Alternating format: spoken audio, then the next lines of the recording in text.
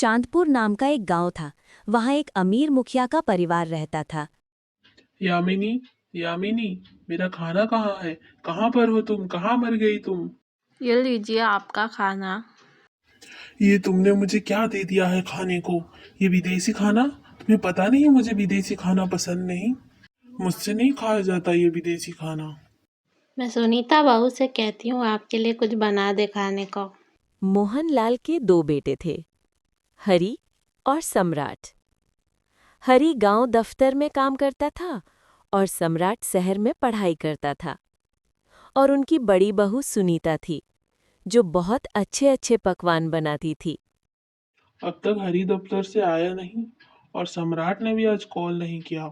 उसे जल्दी बुलाओ घर, उसकी पढ़ाई पूरी होने वाली है, उसकी मैं शादी करवा दूंगा। हरी तो आता ही होगा दफ्तर से। हाँ, सम्राट को भी आज ही बोलती हूँ कॉल करके। हेलो सम्राट बेटा, तुम कैसे हो? माँ, मैं ठीक हूँ। आप कैसी हैं? घर पे हम सब ठीक हैं। तुम्हारा एग्ज़ाम ख़त्म होने वाला था, जल्दी ख़त्म करके घर आ जाओ बेटा। पिताजी तुम्हारी शादी की बात कर रहे थे। अब हम तुम्हारी शादी करवा देंगे। नहीं माँ, मैं तो अपनी पसंद से ही शादी करूँगा। ऐसा भी कहीं होता है? माँ बाप जहाँ बोलते हैं वहीं शादी करनी होती है। लड़की तो हमारी ही पसंद की होगी। ये सारी बातें तुम छोड़ो, घर आ जाओ, अच्छी तरह से हम बात करेंगे इस बारे में। अगले दिन सुनीता खाना लेके आई और मोहनलाल यामिनी खाने लगे।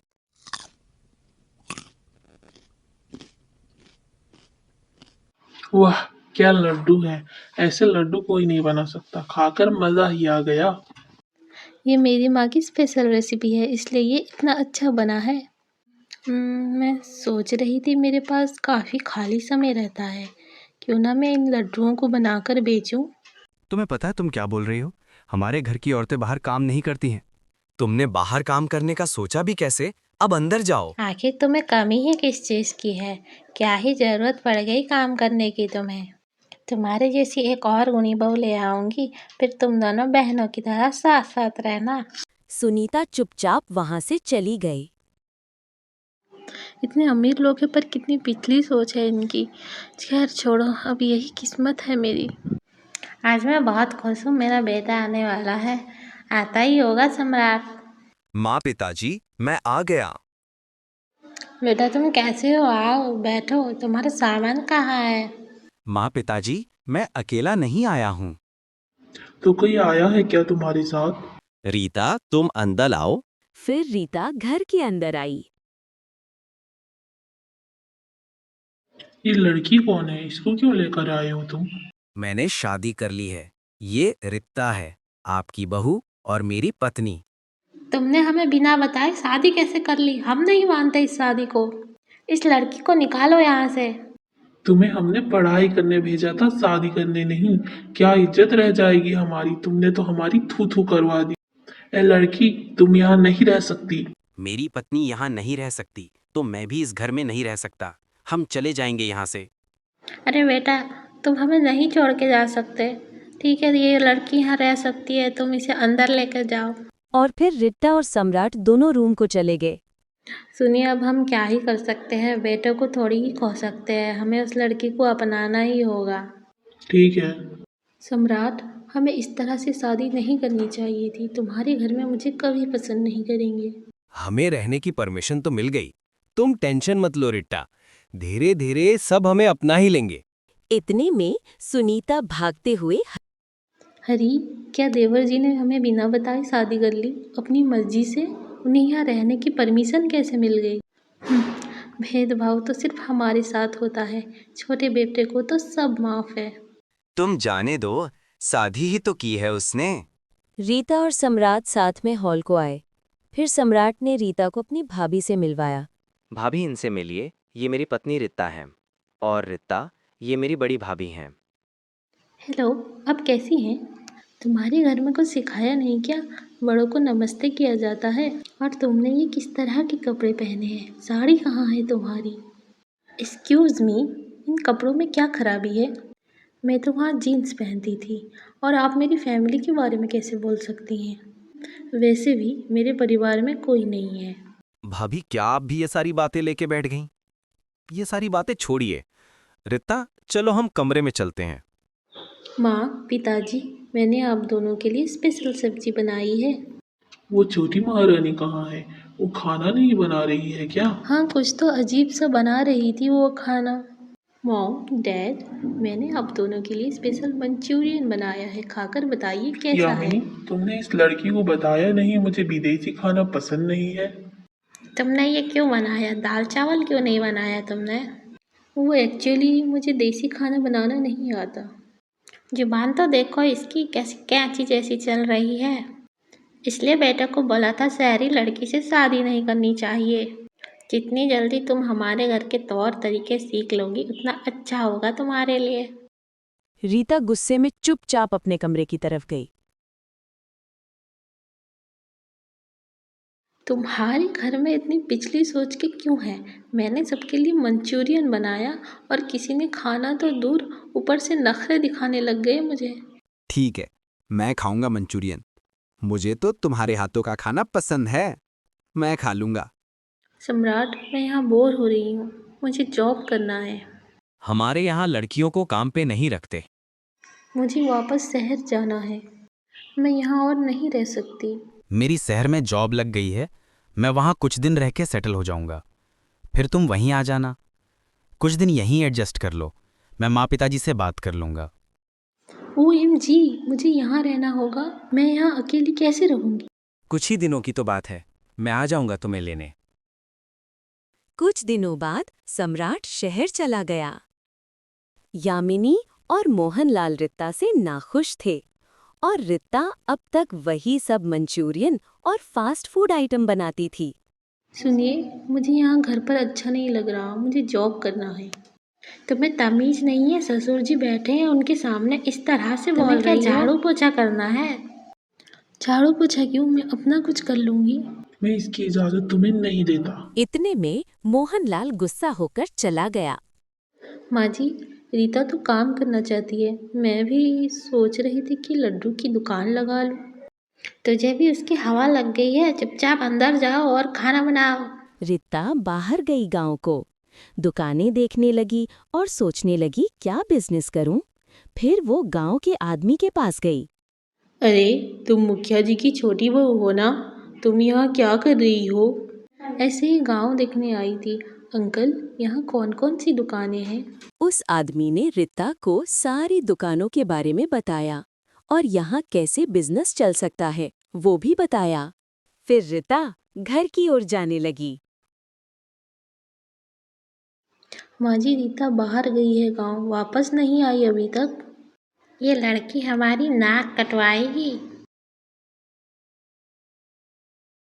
तुम किससे पूछकर बाहर गई थी?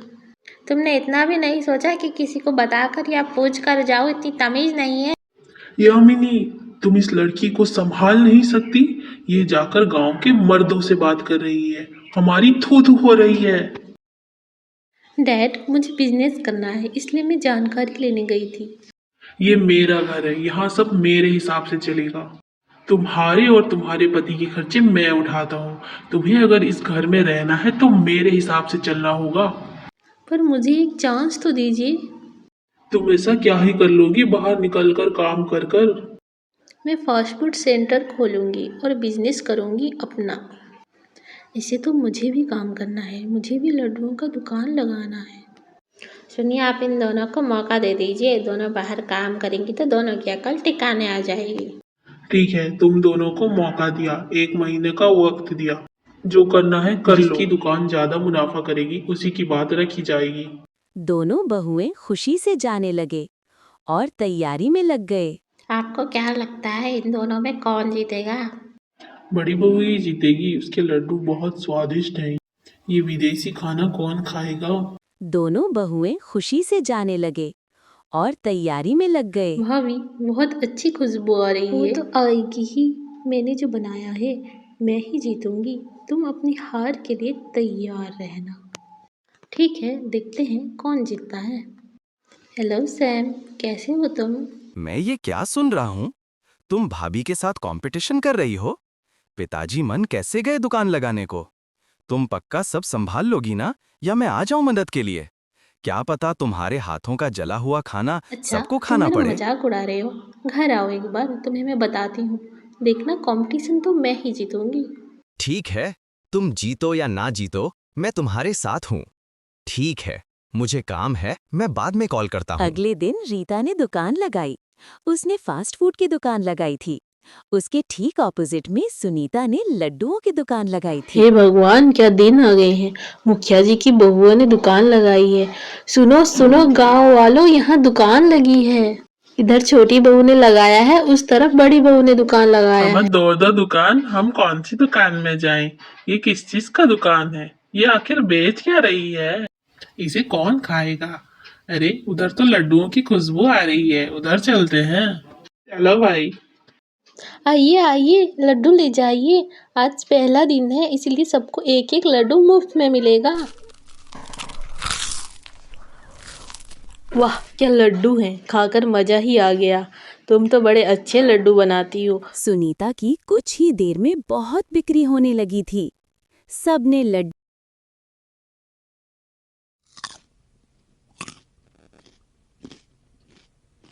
की तरफ रीता उदास हो गई और सोचने लगी, मेरा सामान तो कोई नहीं खरीद रहा। कुछ तो आइडिया लगाना पड़ेगा। शाम हो गई थी। दोनों घर चले गए। सुनीता ने अच्छा मुनाफा किया था, लेकिन रीता उदासी के साथ लौटी। मुझे खबर मिल गई है, आज बड़ी बहू ने अच्छा मुनाफा किया है। लगता है बड़ी बहू ही जीतेगी। मुझे तो पहले ही पता था। ये शहरी लड़की का खाना कौन खाएगा। हमारी बहू के लड्डू बहुत फेमस हैं। अब तो वही ही जीतेगी। देखते हैं क्या होता है। सिर्फ बातें करने से कुछ नहीं होता, मुझे काम करना है, बिजनेस करना है। पैसे कमाना इतना आसान नहीं, बहुत मेहनत करनी पड़ती है। मॉम, डैड, अभी सिर्फ एक ही दिन हुआ है। इतनी जल्दी आप डिसीजन मत लीजिए। मैंने अभी हार नहीं मानी। आप लोग देखिएगा, जीतूंगी तो मैं ही। सुनिए, मेरा आज बहुत अच्छा मुनाफा हुआ है। आप खुश नहीं है क्या?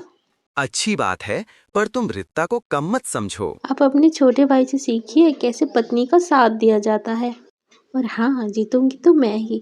और मैं पिताजी से कहूंगी रीता को सारे घर का काम करवाएं और मैं आराम करूंगी। दूसरे दिन भी सुनीता की अच्छी बिक्री हो रही थी। सब लोग आ रहे थे और स्वादिष्ट लड्डू खाके जा रहे थे। रीता दुकान के पास मायूस होके खड़ी थी। इतने में उसके पास एक बच्चा आया। हे लिटिल बॉय, तुम्हें क्या चाहिए? पिज्जा खाओगे तुम? नहीं, मुझे तो लड्डू खाना है। ठीक है, तुम मुफ्त में टेस्ट कर लो।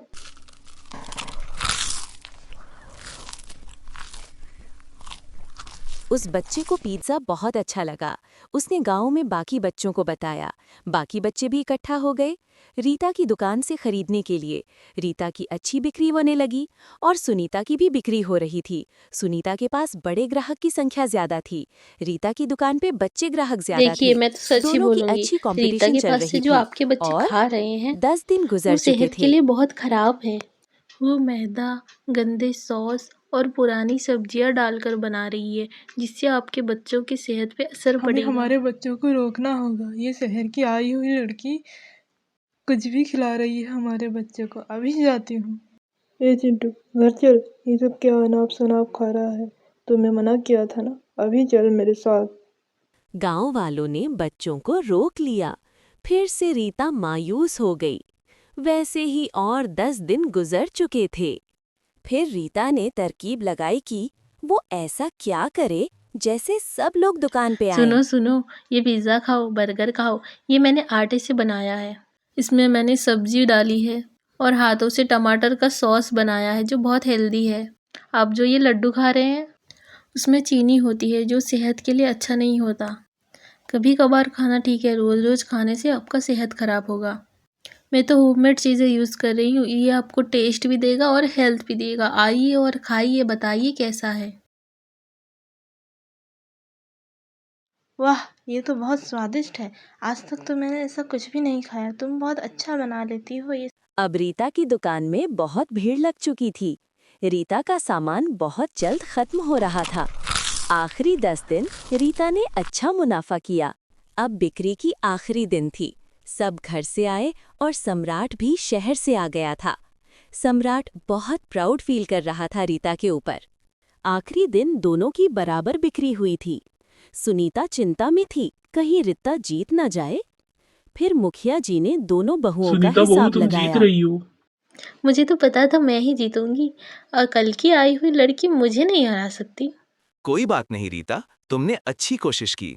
मैं तुम्हारे साथ हूँ। बिजनेस का कुछ नहीं पता और ये जॉब करने चली है। बिजनेस करूंगी, जॉब करूंगी, बड़ी बड़ी बातें करने से कुछ नहीं होता। मोहनलाल ने जब आखिरी 10 दिन का हिसाब लगाया तो रिता सुनीता से पिताजी आगे बोलिए, थी। कौन जीता? आप चुप क्यों हैं? वो रीता जीत गई। यस यस, मैं तो जीत गई। अब तो पिताजी आपको मेरी बात सुननी ही होगी। मुझे तो लगा था तुम नहीं जीतोगी। ठीक है, मैं क्या चाहती मांगती हूँ हो मुझे मांगो। और भाभी को एक साथ मिलकर दुकान चलाने की परमिशन मिल जाए। हम दोनों मिलकर घर और दुकान साथ में संभालेंगे। मुझे तो लगता था लड़कियां सिर्फ घर संभालने के लिए होती हैं। तुम दोनों ने लेकिन अच्छा भी लड़कियां सब कुछ कर सकती हैं और तुम दोनों ने बहुत अच्छी कमाई की है। मुझे तुम रीता, दोनों मुझे पर माफ कर गर्व दो, है। मैंने हमेशा तुम्हें गलत समझा। आज से तुम मेरी छोटी बहन हो, हम लोग मिलकर दुकान चलाएंगे। कोई बात नहीं भाभी, चलिए साथ में मिलकर सक्सेसफुल होते हैं। मैंने कहा था ना रीता, सब लोग तुम्हें अपना लेंगे। देखो, आज वही दिन है। उन्होंने साबित कर दिया था लड़कियां भी कुछ भी कर सकती हैं। उनके वजह से गांव की बाकी लड़कियां भी इंस्पायर्ड हुईं, गांव वालों की सोच बदली और बाकी लड़कियों को भी काम करने का मौका मिला। ऐसी ही अच्छी और अच्छी स्टोरीज के लिए हमें सब्सक्राइब करना ना भूलें। Thanks for watching.